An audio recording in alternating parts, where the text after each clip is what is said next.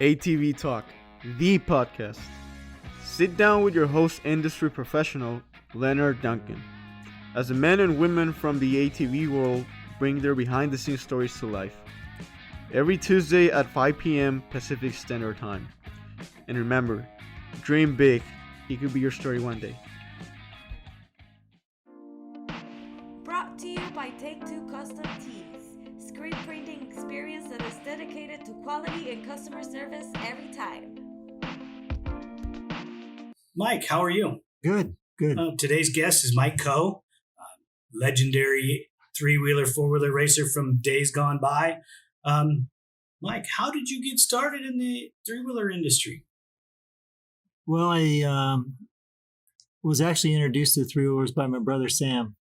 He, like a lot of people, got into them recreationally at first, back in the mid-'70s, early to mid-'70s, when people were just taking them out to the dunes. And then shortly thereafter, they did start racing them locally and in other parts of the state. I was in high school at the time, and I was mainly just interested in them because it was kind of a new thing. The three-wheelers had been out for a while, but we just kind of kicked the tires. And once they started racing them down to South Bay and stuff, I was interested in doing it. And my brother was already racing them. And somehow we came to a conclusion that he was going to build one up and I was going to start racing it down there. And that's back in is that back in the early 80s or late 70s? No, that was 77 time frame, 1977. Yep. 76, 77. Yeah, I was 11 years old.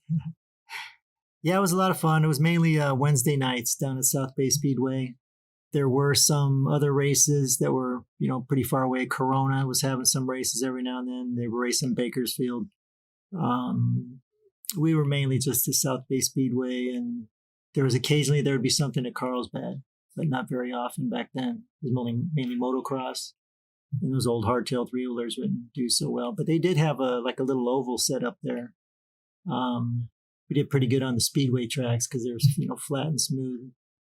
That's where it lended itself to that old rigid three-wheeler. Yeah.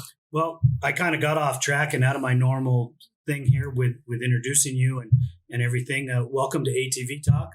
I'm Leonard Duncan, your host, and we have Mike Coe. I've already said that, but let's roll into you raced the rigid three-wheelers back in the 70s and probably into the start of the 80s when the 81 250R came out. Right. And you got tied in with Honda at some point in there. Yeah, in 81. I was racing locally, again, down at South Bay, and was doing well, was winning a lot of races. And the sport was growing a lot. They'd had a big, what they called the Colossus at Corona Raceway, which I attended and did well at. And again, winning my class. I actually raced a couple classes. One of them was a 138cc class, and I was good in that. And then I could also race it in the open class against Mark Waxeldorfer and Dean Sundahl. They were kind of the hot shoes at the time, and could hold my own against them even on a machine that was, smaller displacement. They were pretty hopped up, ran on alcohol and high compression. So yeah, in 81, when they came out with the 250R, Honda had been taking some notes, and they saw that Dean Sundahl, Mark Waxeldorfer, and Ace Williams were all, kind of the top dogs in the open class, and kind of approached them to look at this 250R that they had. And initially, it was mainly to do some desert races for score in the score events, which they did. And, they finished them, and that was kind of eye-opening for them. But at the same time, sometime in 81, the three-wheelers, the 250Rs became available to the public. And I was fortunate enough to be able to be friends with a guy that had one. And it was kind of funny the guy liked it as it was, all stock, but he'd let us ride it. We'd have to put this flat, turf tamer tires on the back and take the lights off and put number plate on it and get it, race ready for Wednesday nights, and then I'd have to take it all back apart and put it back up to stock to put it back in the guy's garage. Sometimes we wouldn't get out of there till 2 or 3 in the morning after the races. But hey, when you want to race, you want to race. Exactly. And it wasn't a short time, maybe 3 months after that, my brother had his. And right from the get-go, we made it into a race bike for me. And again, there was more and more races, Saddleback, Carlsbad, South Bay, of course. There was started to be a big circuit, and they actually by then had a score, had a class for 3-wheelers by then. And it was still mainly Dean Sundahl, Mark Waxeldorf, Mike Chester, and Ace Williams. Again, they were the primary riders for the desert rides. Well, we have a unique pleasure. Danny Duncan just came to sit down and talk with us and listen in. Mike has some history with Danny building the 9110 3-wheeler engines back in the day. So welcome, Danny. Good to be here. So, Mike, we interrupted your deal. What I'm getting from what you're telling me is that Sam, like I, decided that he was a far better mechanic than he was a rider, and relinquished the riding details because, I found myself loving to ride and loving to test and not being as good of a racer as I was a mechanic. So I connected with gentlemen like Don Turk and Doug Eichner and let them do the racing, and I got to turn the wrenches. Well, Sam was a very good rider anyway. He just realized that he didn't quite have the talent to run at the front in the pro classes. He did win a championship on the smaller displacement at South Bay, and he did win a championship at Verona in expert class, I think, on his 250. Oh, that's awesome. Yeah, because by then I was with Honda, and then he still had his 3-wheeler, and he raced it a number of times, but I think by the 82, 83, he pretty much just involved himself with the tuning aspect of it and building engines for others, kind of like you guys. Well, yeah, that's, Yeah. You have to find your niche and you have to find where you're the best of it at. And I know as from watching many people and listening to stories that my dad has told, you can't, just because you love to ride doesn't mean that you're meant to. Well, that's true. I mean, he was a really good fabricator too. A lot of people don't realize that in those early days of 3-wheeler racing, he raced a lot of classes that really didn't have production 3-wheelers, like 125cc 2-stroke 3-wheelers. And Honda hired my brother to fabricate a number of chassis back then, some for Tommy Gann and Stevie Wright, those smaller displacement classes. And throughout my career at Honda, he was heavily involved with fabricating one-off things. I think one of the last things he was involved with was when, in about middle of '84, when Honda sent over some water-cooled top ends for our air-cooled 84s. He fabricated a little hoop and radiator combination to allow that system to work. They sent over cylinders and side cases with water pumps to utilize those systems, but they didn't really have anything to mount onto the frames. We had to fabricate that ourselves, and Sam made all that. That doesn't sound really like Honda was ready for that. They were just trying to get you guys to be the initiators, I guess. Well, they could see that we were down on power some to the Kawasaki's that were water cooled, and they shared the motocross top end, so they were definitely stronger than our air cooled Hondas.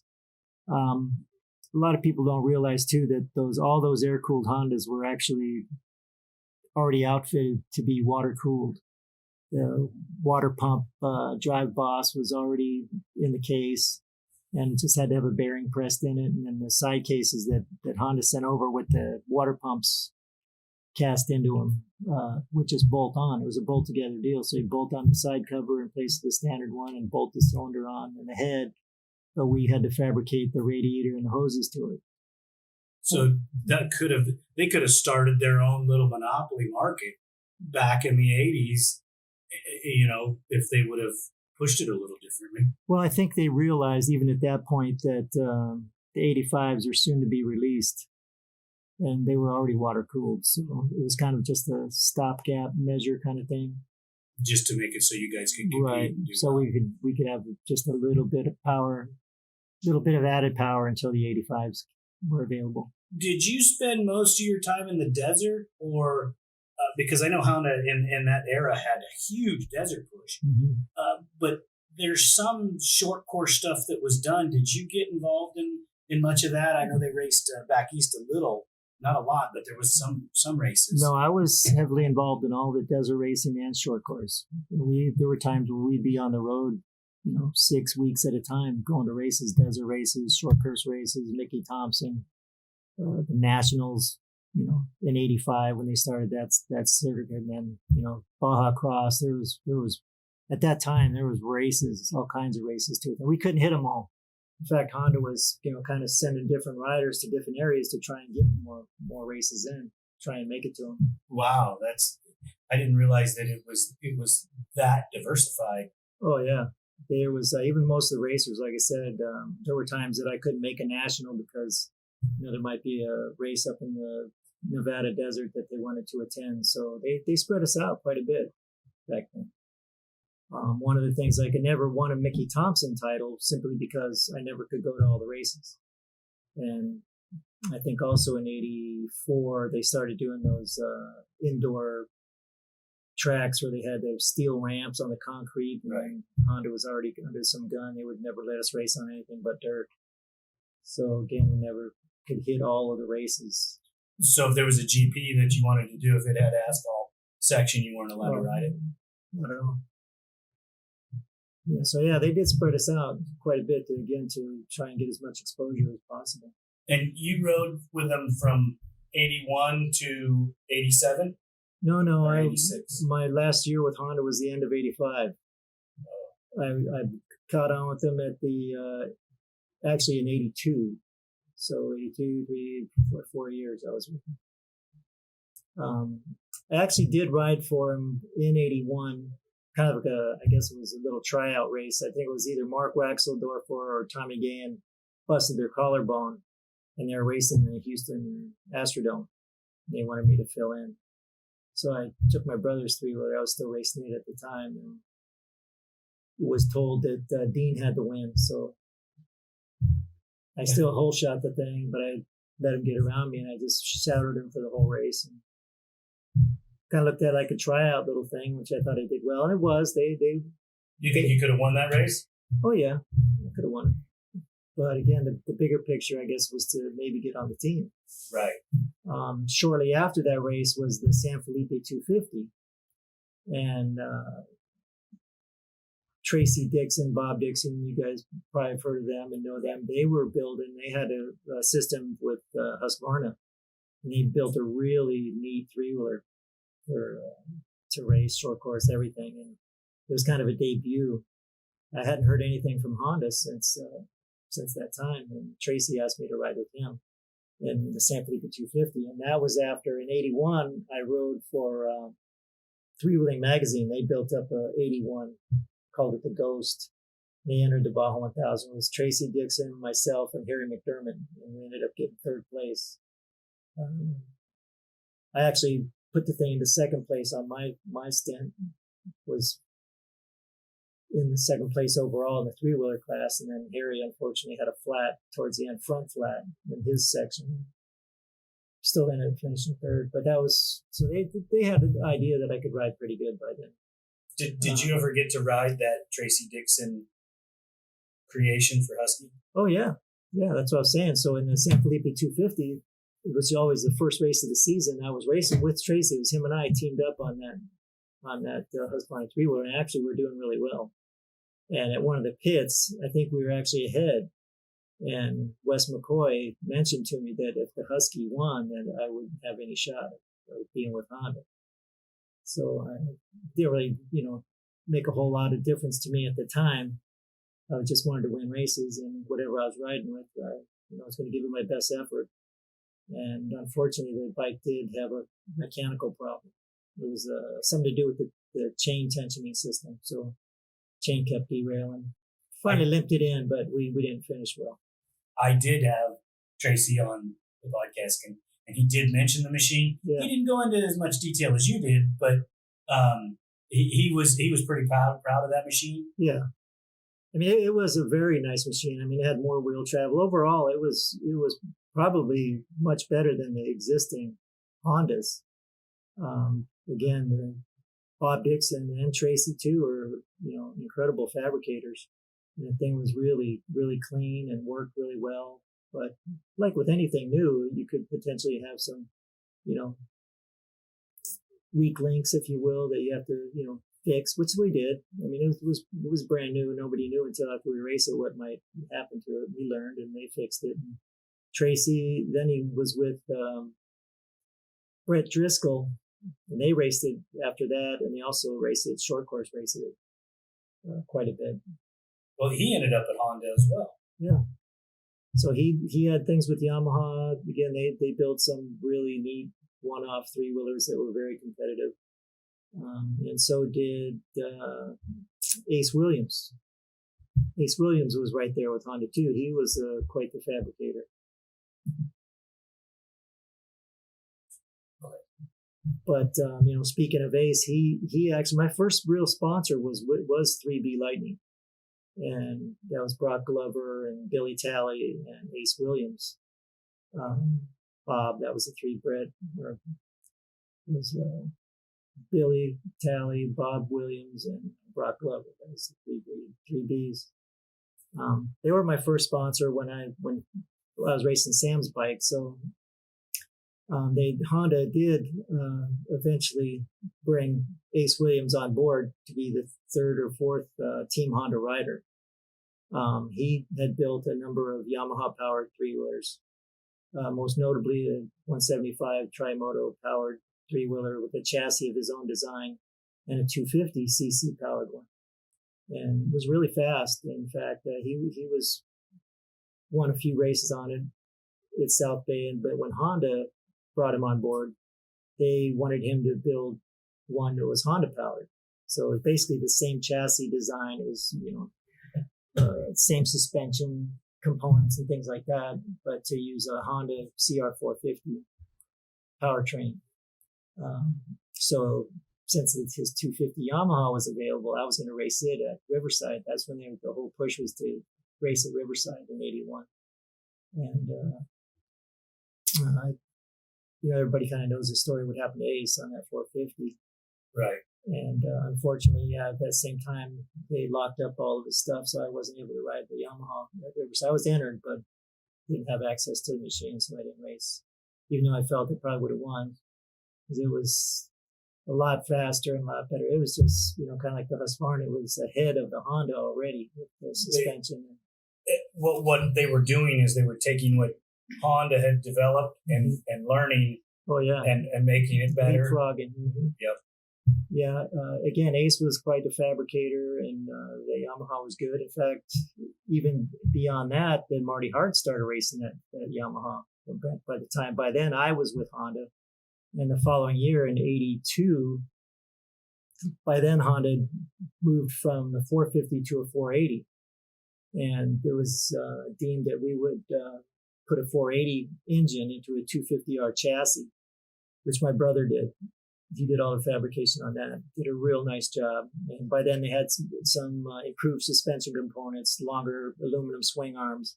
We had some pre-production 1983 front suspension. So in '82, I raced a 480 powered three-wheeler at Riverside and won the open class on that. The thing was a rocket. Oh, man.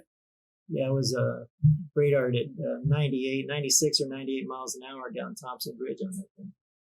So, do I sense that maybe you were a little on the crazy side when you were younger? No, didn't think I was crazy. But like a lot of young people can tell you, I mean, you don't have as much fear. I had my share of crashes and stuff, and never really got too banged up. Bruises and scrapes. But that 480 at Riverside would really work. I mean, really had to have big tracks for open class machines to really shine back then, and Riverside was a good big wide open track. Do you think that the three-wheeler got a bad rap, or do you think that it's just the skill of the rider that needs to upgrade to ride model? Well, I'm certain they had a bad rap, and they definitely have a unique handling characteristics. But there was a lot of people. I mean, Honda and Kawasaki, Yamaha sold a lot of three-wheelers. But what a lot of people don't realize is that the CPSC, which is the Consumer Product Safety Commission, was about to get axed from the government. It was a government body. And Reagan said, you guys really aren't doing much, so why should we fund your thing? And I don't know how they landed on the three. I think they landed on it simply because of the numbers being sold. And there were clearly a spike in injuries and fatalities, and a lot of little kids were starting to get hurt on them. But I think a lot of that stemmed from, lack of supervision. Alcohol certainly had impact on it.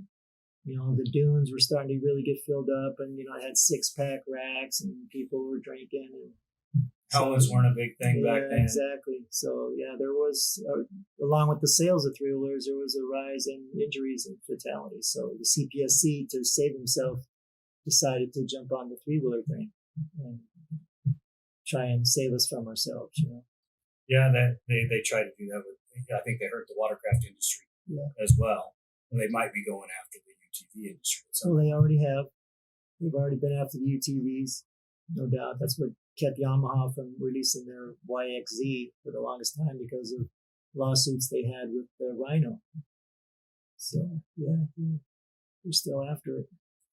So as you went through your career with Honda and obviously raced multiple different things, did you get the nod to be rider of record at any of the score stuff? Sure. In 1984, I was a rider of record. That was really the only year that I was. Like I said, they had us so spread out that we might not be able to hit all the score races. I mean, that was a big thing for Honda. In 84, I believe I did go to all. There was the high desert races in Nevada.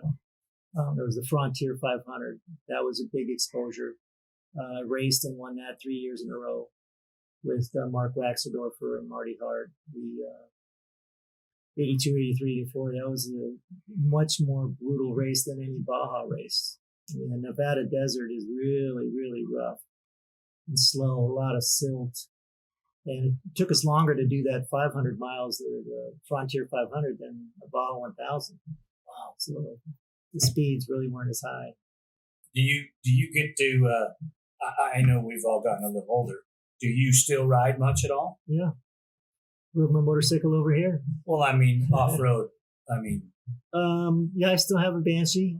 I hadn't been doing a lot. I've got a couple Honda trail bikes still that I tinkered with. So they came out, I think, in 2003.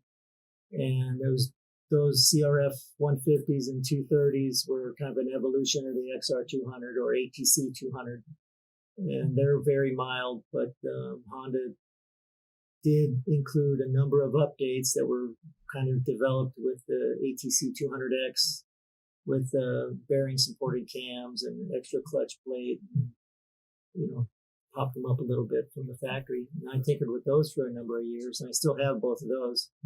I had my son and I were riding, and so I had those little dirt bikes and had some ATCs. I mean, for years I had stuff. I stayed away from it for a few years until my daughter, she's 31 now. I've got 3 grandsons with her. And once she was about 3 or 4, then we started back into it, and I got some bikes. Yeah, I never really stayed away from any off-road stuff for very long. Wow. We had talked a while back, and you were telling me about your experience after Honda. Mm-hmm. Elaborate on that for us. Well, in 1985, there was a big issue at Honda. Well, maybe not to some. Most people don't realize a lot of internal things that were going on. Like cars, they kind of come out with the next year's model around, September, October timeframe. And same with the three-wheeler. So in the late part of 84, they introduced the 85 Honda ATC 250R, which was water cooled, and we developed the little short course gas tanks for those who wouldn't have to modify the steel ones. And one of my biggest sponsors at the time was DG Performance, and they used my practice bike, myself, in some ads that they did. And part of the ad logo was "What makes a Coe show go."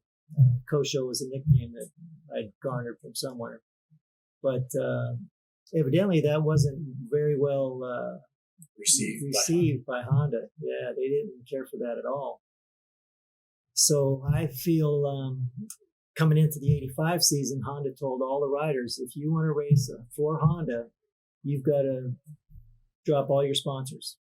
I was with Oakley, CD Boots, DG, Suzuki chains. I had a lot of outside sponsors that helped me significantly through the years. And by that point, the ATC racing was pretty popular. And, there was some noticeable income that they were not only offering up their product, but also, some cash for win ads and just general, advertisement purposes. So it was very difficult at that time to go to your sponsor and say, hey, for me to ride this Honda three-wheeler, I can't run anything but Honda approved products. Others maybe didn't have as many sponsors as I did. But anyway, that was the bottom line. To sign the Honda contract, you couldn't have any outside sponsors. Another part of that grief was that my contract with DG Performance ran through either March or April of the 85 season. So DG actually threatened to sue Honda if they forced me out of my contract. So I was actually able to use DG Performance pipes and cylinder, portings and stuff like that through the first part of 85. But after that March or April, then I had to start running all Paul Turner top ends and pipes and stuff like that. So there was a lot of animosity, maybe not for other team riders, but for me, there was a lot of friction. I just wanted to, do whatever I could to be the most prepared and have the best chance at winning races. So it was, by that point, it was always was actually, you want to do the best you can and win. Right.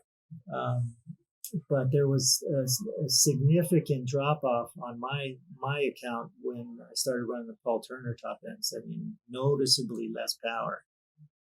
So that was another unfortunate event that I had to deal with as the 85 season went on. How did you fare that year? Well, it depends. I mean, I was still winning a lot of races. I think most of the focus was on the AMA got involved with the three-wheeler racing, tried to take it over from Doug Richards. I think it was kind of a joint effort. They did have a 12-race series. So depending on what you did, in the end of the 85 season, I think Marty Hart was granted the winner, but they only counted 8 of the 12 races. Marty had some DNFs and some issues, and I honestly think now, looking back, 30 plus years, that they knew going in not only that we had the sponsors, but by the end of 85, they were only going to have 2 riders on the team. So they needed to really have the champion, and they did some really kind of funny things during the season to, in my opinion, again, to make sure that Marty ended up being the champ in 85. So they could say, yeah, we didn't fire the champ, So if you still take all the points, the overall points, if you counted all 12 races, I would have been the number one, but they only counted 8 of 12. I mean, what sanctioning body takes off 1/3 of the races? That's because Marty had some DNFs, a couple of races he didn't qualify for. Another race he should have been disqualified from. But again, the AMA was in Honda's pocket, namely Wes McCoy's pocket. And he basically told him, look, if you don't alter some of the stuff, you'll never get another race, type of thing. So again, there was during the 85 season, there was a lot of political strings being pulled that I didn't really care for. It was unfortunate, like I said, a lot of the fun went out of the racing because of all the politics going on. I mean, Honda did have a huge investment in it, and they wanted to capitalize on it. But then, the whole thing with the CPSC, it was just a lot of stress and stuff like that, I think, on both sides. But I ended up anyway. I mean, they still, Honda paid me at the end of the season the championship money. I had a contract with them, so they still paid me, what I would have earned if I would have so-called won the championship. So, it was okay by then. I mean, it was a job. Like a lot of people, the income was significant, and really the podium finishers was where all the money was at. And again, if you don't have these outside sponsors feeding you stuff too, then got a little. Did it in '86? Did you stay racing in the States? Well, yeah. When I realized that, again, I could talk you blue in the face about some of the stuff that happened during the races that were really, really bad for myself. Won't get into that because I just, I was still having fun racing, but at certain points towards the end of the Nationals, there was some really bad things that went down. So once I knew that was over, my very, very last race was the 1985 Baja 1000. And since my animosity towards Honda management and stuff was kind of bad, they put me on the B team. And that year I was with Tracy Dixon, myself, and Stevie Wright. We had a three-wheeler, almost stock. In fact, we did have some items from Paul Turner, but we went down there and started the test, and we pre-ran all our sections, and we started coming back to where the start was, and we had our race three-wheeler there, and we were all trying to ride it to get it sorted out. And we realized, man, this thing's kind of slow. So we would actually race it against our bone stock, wore-out pre-runners, and they'd run away from the thing. So we figured, well, we got to start changing parts. Tom Gilday was our mechanic, and we slowly started changing parts one by one until the thing was basically bone stock. And when it was back to bone stock, it was a little bit faster than our pre-runners. So that's what we ended up racing. We ended up winning. So that was my last race for Honda, was the 85 Baja 1000, which we won. Nice. And it went into 86. We had our falling out, which was, again, I was really, really kind of, on edge. But in 86, I could see the writing was on the wall that four-wheel ATVs were where it was going to be at. So I immediately, with DG Performance Help, he had some contact with the guy at Suzuki, and I had a bike and unlimited parts deal, and in a per diem, and also like a win, podium finishing win money through Suzuki, which at the time was very lucrative. And I won a lot of races on that Suzuki. It was an 86 LT250. But again, the first year LTs kind of had an antiquated engine, if you remember. It had a funky enduro engine. So once again, Mark Dooley said, look, I don't want to spend any time for a year messing with that old engine. Have your brother go and buy an RM250 and have your brother put the RM engine in the quad chassis, which I did. And amazingly enough, the 86 RM250 engine was almost a bolt-in. All the motor mount locations lined up perfect. The chain lined up. You only had to make like a little aluminum spacer to put beside the swing arm, and even the swing arm pivot bolt all lined up. So, like a lot of manufacturers, they utilize a lot of engineering to make things simpler. And the only real modification you had to make is because the early Suzukis, the first quad racers, had a side mount exhaust and a single down tube, whereas the RMM had a center exhaust. So my brother cut the down tube and welded in a hoop so the exhaust could come out the middle, and then Mark built a hand-built pipe for it. Even stock, the thing was a rocket. By then they had a lot of suspension things available, and Bob Briggs helped me with suspension, and Steve Graydon helped me with aluminum components. And I was competitive right from the start. Won a lot of races on that ATV. And then shortly after that, well, even for the 86 season, my mechanic, Chuck Miller, kind of lost his job at Honda too after the three-wheeler thing folded. They only had, they were going after the quad, so he got hired by Suzuki to be a mechanic for Rodney Gentry. Well, and that was going to be in 87. So towards the end of 86, the word was out, and I had some discussion with Suzuki. They were building a team as well. that in '87 they were going to go after the nationals, which they did. But shortly after that, I was contacted by Yamaha as well, that they wanted to introduce their Banshee in 1987. With my negotiations with Suzuki, they didn't want to do any off-road, and Yamaha wanted to introduce theirs, be able to come out in 1987 with some credentials. So they approached myself and Dean Sundahl and some other experienced Brett Driscoll and Craig Corda to, race this Banshee at the '86 Baja 1000. And with that, kind of some choices, I decided to go with the Yamaha deal. And they promised to sponsor me as well for 2 years, straight 2 years on all the other races, desert races and short course races. On a Banshee. On Banshee. So I opted to go with Yamaha at that time. And I'm glad I did. And I think I mentioned to you before, because Suzuki spent a lot of effort and money. They had box fans. I mean, they threw significant stuff, but at the end of the '87 year, they were done completely. I mean, they dropped it all. I think they had Gary Denton, Rodney Gentry, Jeff Watts, and maybe another rider that I don't recall. And they had their own box fan. It was a full factory effort, and there was no expense spared. They really went after it. And I think Rodney Gentry ended up winning the title again. So he won it for Honda in '86, and then again for Suzuki in '87. Right. And I think he retired after Suzuki decided to fold up. He came back in the '90s in the road, privateer. Okay, like everybody by then. Right. Yeah. So yeah, through Yamaha, I was had a really good deal, but they kind of got shortchanged a little bit by Mickey Thompson. In '87, when they had the Mickey Thompson series, they were going to have 2 quad classes. They were going to have a 250cc and an open CC quad class. And the same thing at the '87 opener was in Anaheim Stadium. They had a 250 race, and then I won the inaugural open class race on my Banshee. But for whatever reason, the management, they decided that they were only going to have one ATV class, and they were going to drop the open class. Evidently, they didn't have enough entries, or never was really as popular as the 250s. Right. But Yamaha didn't have a 250 four-wheeler. So again, my brother kind of came to my rescue.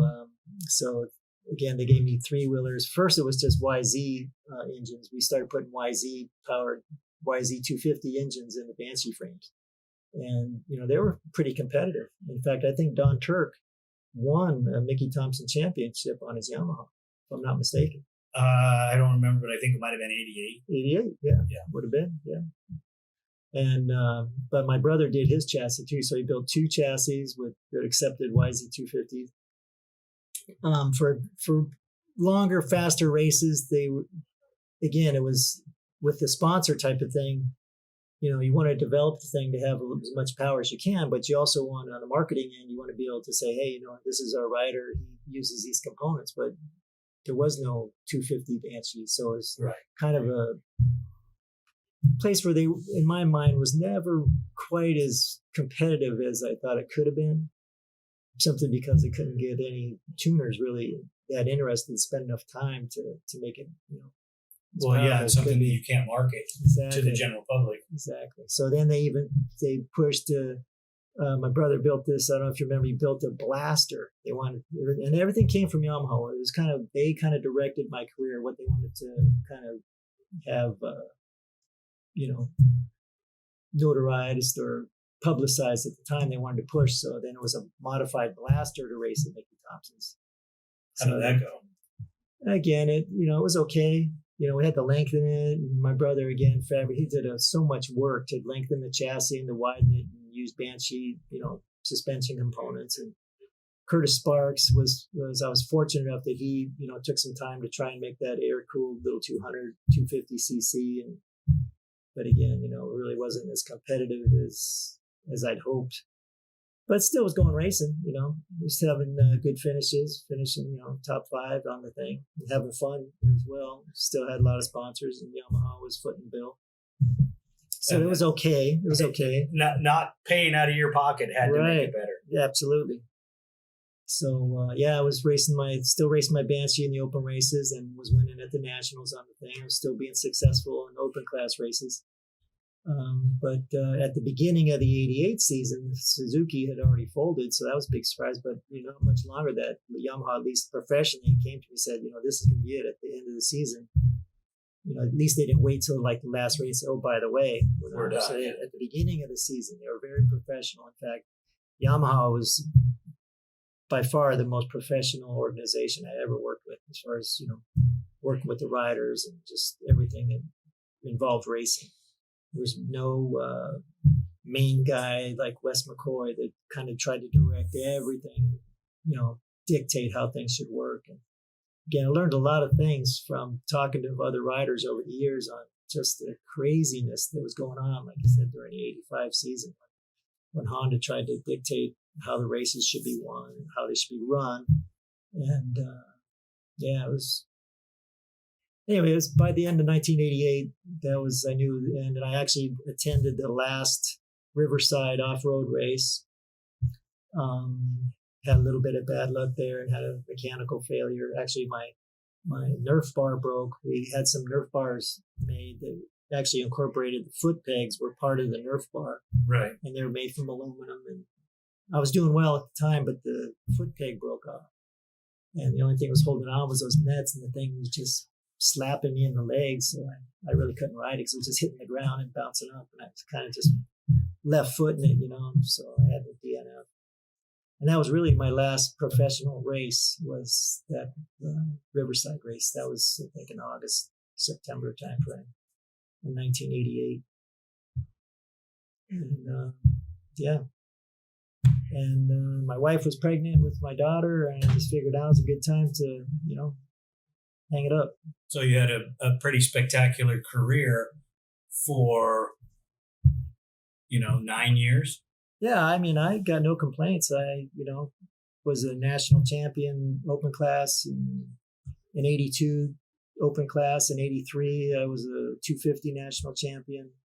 I had a lot of success in '84, but again, depending on how you look at it, in '85, I felt that I was a national champ. '86 was a lot of races, but I didn't really hit any of the nationals. I kind of raced where the money was at. And Suzuki had races that were combined with a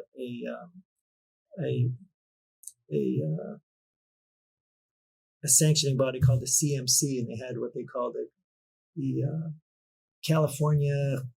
Oh shoot, I can't remember it now. It was you had this warm up series of races in California, and for the nationals to open up, and they're really popular. And the Suzuki would pay quad racers to come out and have a single moto race in between the motos of the motocross. So they do their standard 2-moto format, and we come out in between, and our win money was actually higher than they're paying the motocross guys to run 2 motos to race quad racers for one. Golden State Series, that's what they called it. Yeah, it was really popular, and I would hit those races, and anywhere that Suzuki would offer contingency. In fact, at one race that I won, it was in Adelanto. The Suzuki engineers were there. It was on '86, and we had that RM 250 engine in my bike, and I spanked Gary Denton and some of those other guys that had the standard ones. And these engineers came over and looked at the thing really hard, taking pictures and asking if my brother was an engineer or whatnot. It was amazing how much they copied it, because in '87, the '87 quad racer was identical to the one that they had the RM engines, and right, with a counterbalancer, they made it a little better, but right, painted it blue, and because they had a blue engine. Yeah, the '87 Suzuki. So I feel I was fairly instrumental in kind of leading the development for that. So that was a good, and that, like I said, that was a really good handling quad. I liked it a lot. And again, if it wasn't for Yamaha to approach me about introducing the Banshee, I might have went with them but again, only for a season. I think I could have probably made the team as well. But I didn't. Again, I went with the Yamaha deal. You, how many children did you end up having? 3. 3 kids? 3 kids. Yeah, I've got 2 daughters and a son. The oldest one's Mandy, and the middle one is Abby, and my youngest is a son. His name's Ruben. And my oldest daughter's got 3 kids of her own. So, got some grandkids. here. Yeah, I got 6. His oldest daughter has 3 boys too. Yeah. So Yeah, Juliana, and she's got 3 boys. One's 11, 7, and newborn. see, I'm kind of in the same boat. My oldest is 8. He'll be out here in a week or so, and then the middle one's 5, and the last one she had is she actually had her youngest son on my birthday. We share a birthday. Oh, that's awesome. He'll be 2 in a That's couple so couple awesome. weeks.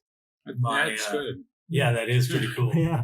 My son has 3. He's got a daughter that's 7, and he's got a 2-year-old. Well, it'll be 2 in November, Mhm. and then his wife is going to give birth at the end of this month Yeah. to their 3rd. Yeah, so that was almost all of my career. In 1985 they had a national that I won in Colorado Springs. It was an outdoor on a natural terrain track, and I had a really good battle with Jimmy White there. Ended up passing him on the last lap for the win. It was second to the last race of the season, but I'd known about and always admired that Pikes Peak hill climb race. Right. It's actually the second oldest race in America behind the Indy 500.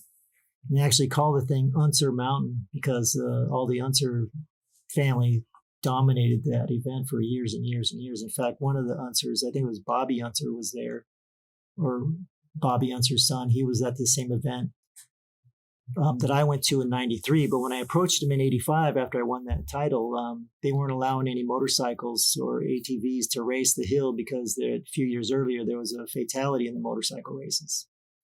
So I was kind of bummed about that. So anyway, my professional ATV racing career ended in '88, but I got wind in 1993 that they were going to let motorcycles and ATVs race the hill again. And it was kind of on my bucket list to do. So, I was very fortunate that I contacted all my sponsors and they all were willing to help me out. This was, 5 years retired. This kind of leads into you guys a little bit. Yamaha gave me a Banshee, went up there and picked it up in the crate. And my brother did a lot of fabrication on a fancy sprint car style front end that would keep me from spinning out because it turned really sharp. Right. And that was my real concern. Never been there to the hill. And so we did a lot of development and went there in '93 and ended up winning it. So that was good. In fact, I think the current ATV champ at the time was Mark Earhart, and I think he rode for Duncan Racing. Yes, he did. So I think Mark ended up 3rd in that race. Second or 3rd. Second or 3rd, yeah. So then I could, after I raced that, I was able to give it up, my racing. That part, right? I never got to go to Pikes Peak. Yeah. I was involved in the building of the chassis and prepping the machines to go. Mm-hmm. But I never got to be the guy that was there. When we had our success there, Lauren, my brother, took the machine, took Mark, and controlled the whole, ran the whole show. And after that, I don't think Lauren ever had the ability because he got married in '93 and then started having kids, and it changed his ability to travel. And I was traveling a lot for, at that point in time, because I started traveling in 1990 with Duncan Racing. So that's kind of where my race mechanic started. Yeah, that was probably my most gratifying win was that one in '93. I always had butterflies on the starting line of any race, but I can remember at that Pikes Peak race, man, they felt like vultures in my gut, butterflies the size of vultures. From the way it's been described to me is you get a bottom practice, you get a top practice, so you don't get a chance to put it all together, and you only get one. Well, I had a rental car, man, and I went up and down that hill with my 8mm camera on the dash. Because like you said, you don't get that much time. So I just watched it over and over. So I'd have a better idea. So it's just kind of more of a mental thing, even though, like I said, as far as the practices went. Well, looking at some of those sweepers, if you miss the corner, it's a long way down. Well, a guy did go off even in '93 when I was there. They said the first impact point of his ATV was over 1,000 feet, first place it bounced. He kind of pushed himself off the back. The rider didn't go with it, but the ATV went off. 1,000-foot drop before it hit. First hit. Yeah, it probably didn't even get any pieces back. I don't think so. I don't think it was retrieved. Yeah, wow. They don't lose very many cars on that hill. No, but they have gone off. Yes. I mean, that's one corner they call it blue skies because, I actually watched the video. Now it's completely paved now. Yeah, they paved the whole thing. When in 93, I think was the last year was completely dirt. The year I raced it. And then in 94, starting in 94, they started paving it a mile at a time. Mile a year they paved it. I don't remember the year exactly. I only remember the story that they go through qualifying and the qualifying time flashes up on the screen. Fastest qualifier of the day. Mm-hmm. The board shuts down, hush throughout the pits. Everybody's rumbling. The car guys are pissed. The motorcycle guys are kind of chuckling, and the quad guys are ecstatic because we set the fastest qualifying time ever on the hill, and they shut it down and they walk over and say, "This is not a motorcycle ATV race. This is a car and truck race. Period. You are first qualifier for the ATV division. Period. There will be no time posted." Well, it is politics. What it is. I wasn't there, so I don't get to know everything that was said, but there was some turmoil involved in it and some issues. But I get it. ATVs have never caught on and had the respect of the people that they should have. Well, I think they did catch on in the 80s. I mean, they were selling them faster than they could make them. It was just the racing thing. I mean, that's what the marketing people at Honda and all figured, is that they didn't have to race them to promote them. People were going to buy three-wheelers anyway. Again, the numbers clearly showed that three-wheelers were Honda's best seller by far. And the ATVs, they would still be selling the TRX 450R 06 model to 14, the same thing. Yeah. They'd still be selling it because it's a great bike. It really is. It's universal. It's a good dune machine. It's a good desert machine. It's a good trail bike. So, I mean, to Yamaha's credit, they're really the only ones that are still making anything. Pretty much. I think that Kawasaki has their version of the 450, which was never a very good machine, even though they put a ton of money in a race team, never got it to the number one spot. Yeah. I mean, you've been in it, You said after that 93 Banshee race. Banshee, I mean, look at Banshee's stayed the same for 20 years? From 87 to 91, it was the same, or 90. Yeah. And then in 91 to 2006, it was basically the same with some color changes and a couple electrical plug changes. But for the most part, the engine was exactly the same, and there were nothing there. So it was just the development.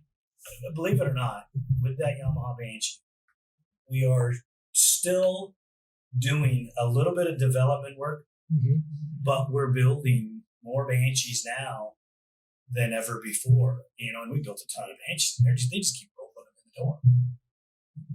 That's again, they sold them for so long.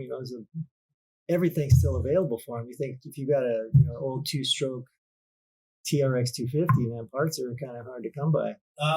In some spots, yeah. I guess in 98, I think it was, I was on the phone with a marketer of some sort. I don't even remember the whole gist now. But at that point, they figured, okay, this is 98. They built it till 2006. So they figured in 98, there were 1 million Banshees in the United States. That's just the United States. That's not talking about the rest of the world. Yeah. Well, let's face it. I mean, I had a lot of success on the Banshees. They really didn't have to change it. I mean, unfortunately, they didn't really develop the market at that point because, again, they really didn't have any need. There was no manufacturer there that was really making ATVs anymore. Well, there was nothing to compare with the Banshee either. When you would go to the dealership and you had a Blaster, you had a 300EX, and you had a Banshee. Yeah. I mean, who's not going to buy the twin cylinder Banshee? Yeah. I mean, That's what I mean. they're super powerful with the suspension mods that we have today. And then you had companies like Lager come out with chassis, because Doug Eichner rode the Lager Banshee, won 3 motocross open titles in a row. He won a Mickey Thompson race when they allowed the Banshees to race against the 250s. 95, the last race that Mickey's ever ran, Doug Eichner won it on a Banshee. Mm-hmm. Yeah, they're good. I mean, let's face it. Like I said, I have one. As you're aware, I'm looking to put a Duncan Racing front bumper on it. Well, we appreciate that. For the longest time, when you trace it back in races one, being, for no offense to the Yamaha, being that I've always been such a Honda fan, I had won more races with Yamahas and Kawasaki's than I had with Hondas until 04. Well, as far as the motorcycle industry goes, in my racing career, I actually at this point would still say would be loyal to Yamaha more than anyone. Even though it was only a few years with them. My last year with Honda was pretty sour, and it wasn't with the machines. Of course, they always made good machines, but the management there was just really, in my mind, bad. Yeah, that's unfortunate that happened. Yeah, and if you take the politics out of it, and you just base it on quality of machine, it's hard to beat Honda quality.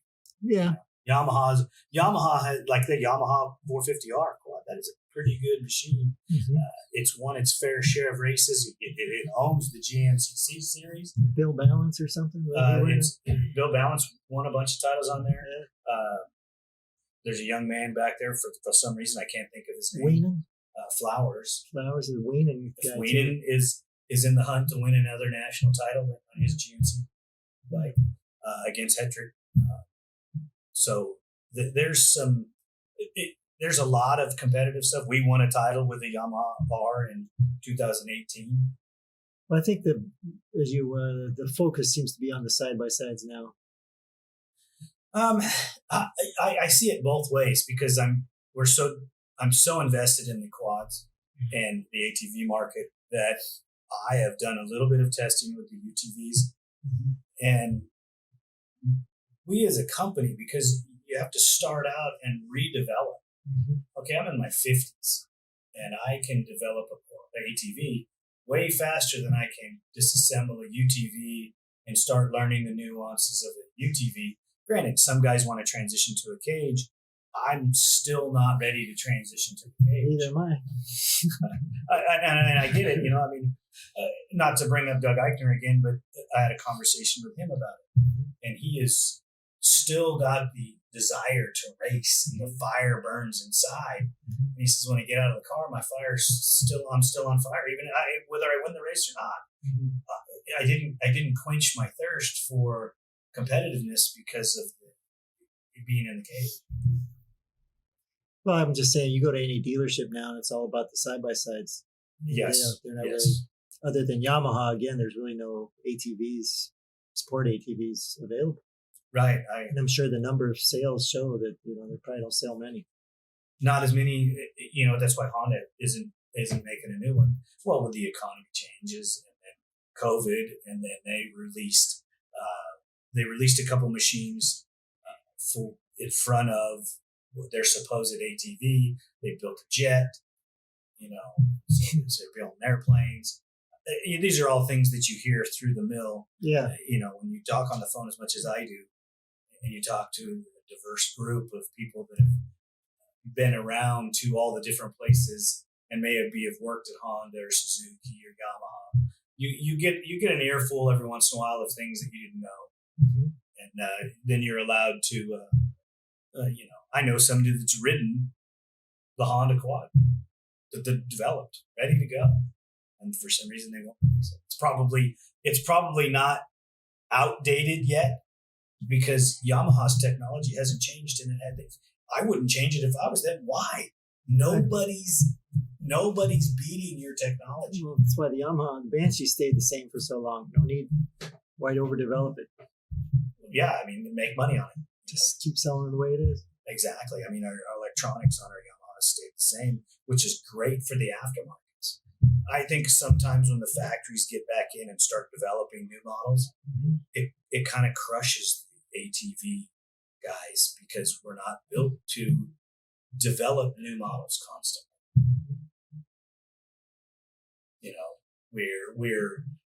it takes us a little longer because we're in business to make money and develop the product for the older models that we already have, and to re-engineer, making A-arms or making motor parts or an exhaust systems or things. It takes time, which you were there. That's what happened when, like I said, when Mickey Thompson decided that he was only going to have a 250 race. I was in that boat, trying to make a Banshee with a 250 motor work. Yeah. We could do it, but, trying to get somebody involved to develop it is a little more difficult and time consuming. Well, now, you take companies such as ours that, the developers are Lauren and I. Well, we're also the guys that have to make the money to keep the doors open, because you don't come to, it's like you don't go to Curtis Sparks for anybody else. You go there for Curtis. You don't go to Duncan Racing for anybody but a Duncan. That's just the way the companies have evolved. Baldwin Motorsports, you go there for Mark Baldwin. You don't go there for anybody else. So it's developed where it's developed. I've had a ton of fun doing it. Yeah, I always had fun. That was one thing. I mean, politics aside, in '85, the good times far outweighed the bad. But again, there were some really bad things that happened along the way there in '85 that shouldn't have went that way, unfortunately. Yeah, unfortunately, it is unfortunate. But on a lighter note, you were riding a Suzuki, and you were at Carlsbad, and we got to race the same TT track at Carlsbad at the same time. I obviously wasn't in pro class. Oh, you were there? I was there racing when you were racing a quad there, and I believe that it was '86. It was '86 because the 3-wheelers were there with the 4-wheelers, and I got to run in like the amateur class. And you were running in the pro quad class. Yeah, I only raced the Suzuki in '86. That was the only year, and I won that race. They had the thing once or twice a month. It was like a TT track. It had a big jump on it. Yeah, I used to fly 80 feet off of that jump. I had to sit that thing pinned. Yep.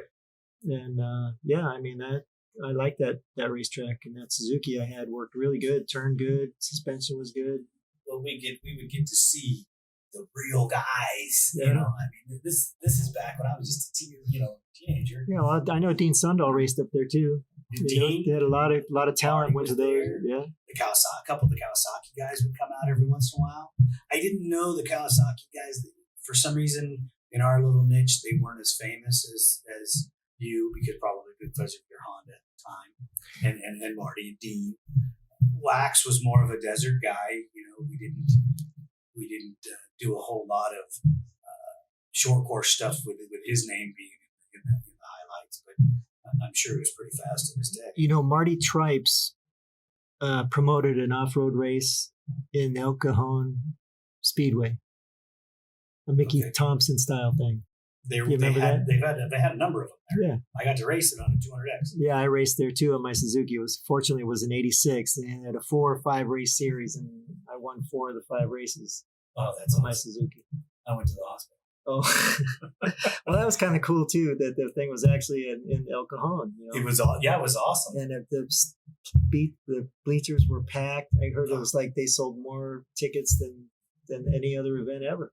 Yeah, if I remember correctly, they had the 3-wheelers, and I remember when we were starting, I was probably in the 5th or 6th row on the start. Yeah.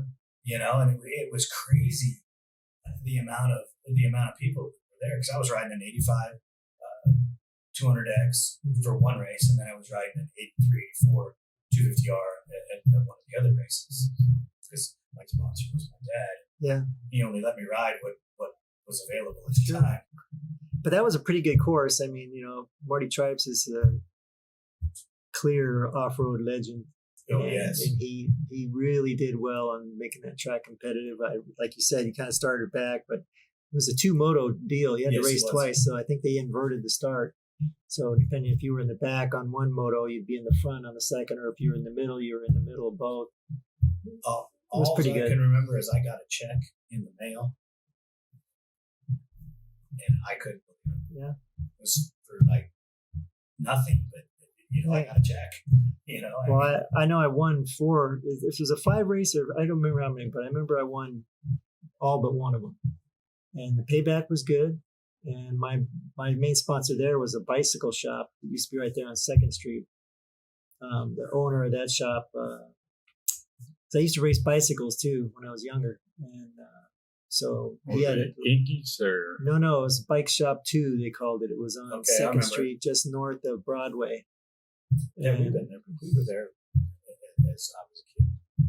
Yeah. So he sold more high end bikes, and I knew how to lace wheels and fix bikes really well, and build custom bikes where he had a lot of younger clientele and older clientele.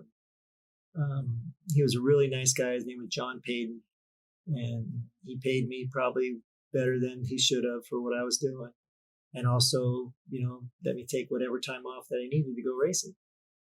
So that worked out well for me because, again, 86 was still fairly lucrative. Suzuki, and again, I only raced in California. I didn't chase the Nationals because I wasn't getting the salary anymore. But the Suzuki win money was good at the, like I said, the Golden State Series and the Mickey Thompson races and the Carlsbad deal. So I still did pretty well on the Suzuki. And, it was, again, it was just a lot of good times. I know we're almost out of time. I know that you're a busy guy. How did you meet my dad? It's a good question. Your dad was clearly one of the peers of engine tuners back in the 4-stroke ATC 90s. I think it was Danny's Machine Works. Yes, it was. Was the guy to go to if you wanted to make your 3-wheeler run. And they were all, again, I think ATC 90s. He was probably on the US 90s. He was a top guy. In California, San Diego was a clear hotbed.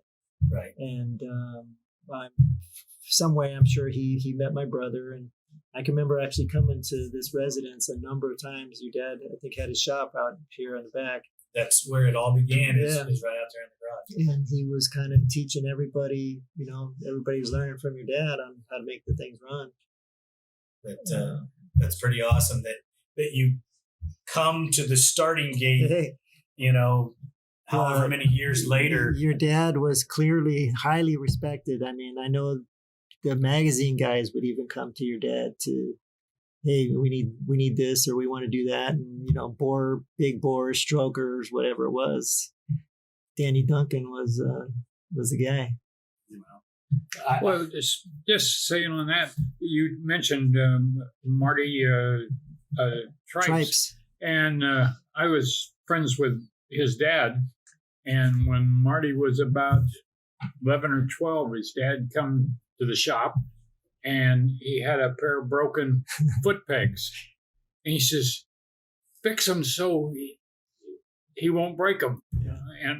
And I says, it's like a Honda 90. It's just a rod. I says, you had nothing to gusset off of or to hold it. I said, just buy a new pair and tell him to sit down once in a while, because he rode standing up.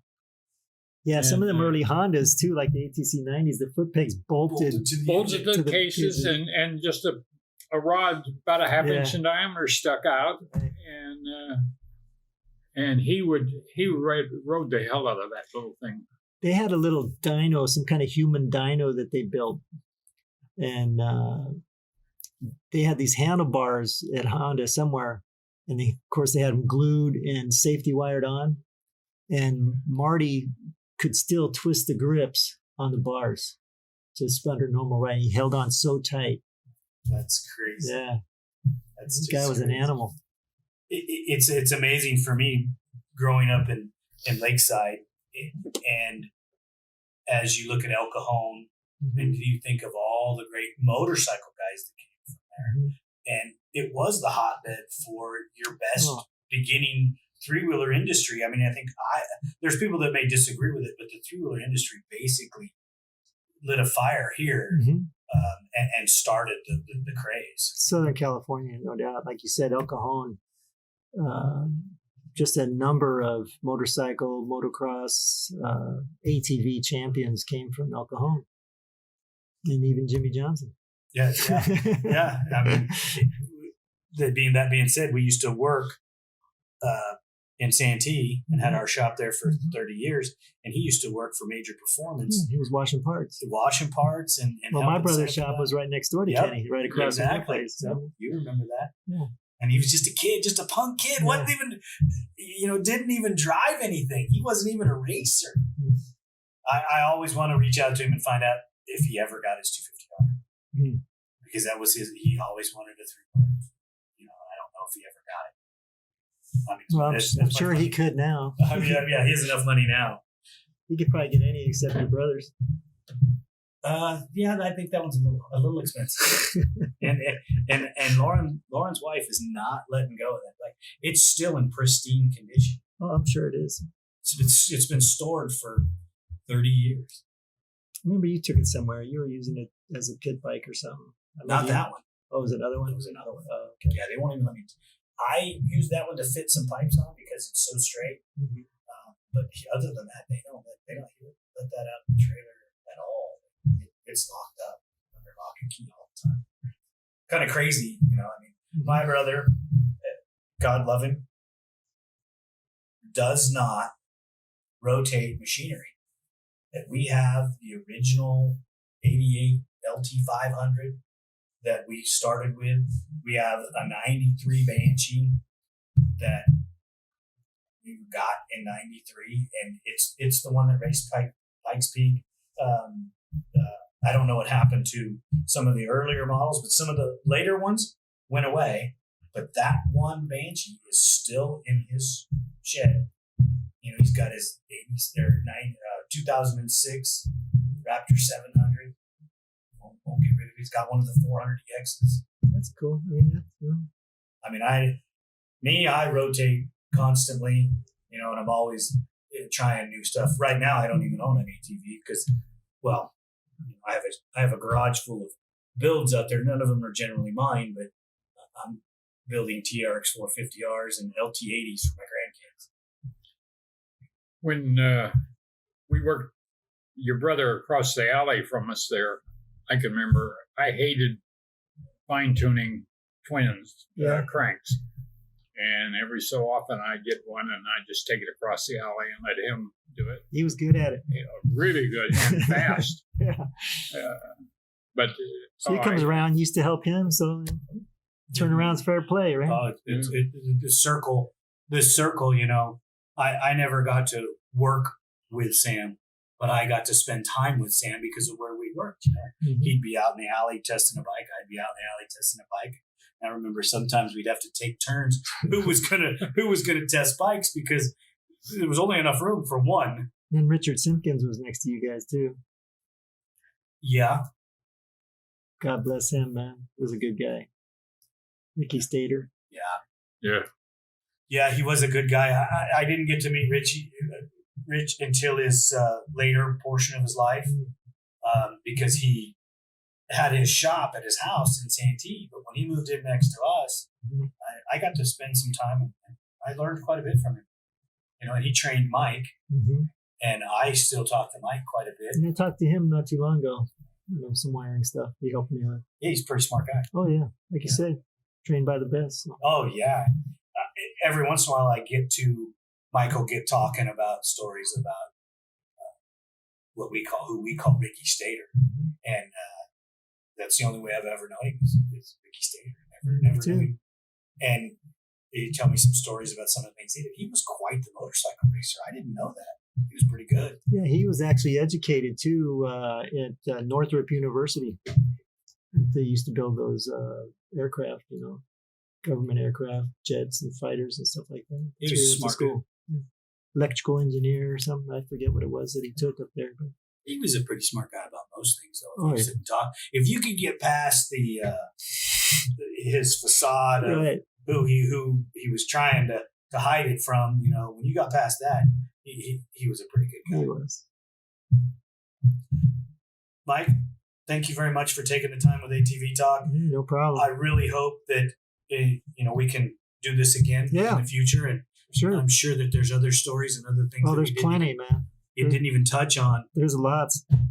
So, I really appreciate you spending the time with us today, and my pleasure. We'll get you back out in the future, and I'll get you a contact where you can find this episode, because we're out on Spotify and Google and Apple Podcast and Stitcher, so you can find us in all of those. The team here at ATV Talk would love your feedback. Please email us at hello@atvtalkpodcast.com. Duncan Technologies International.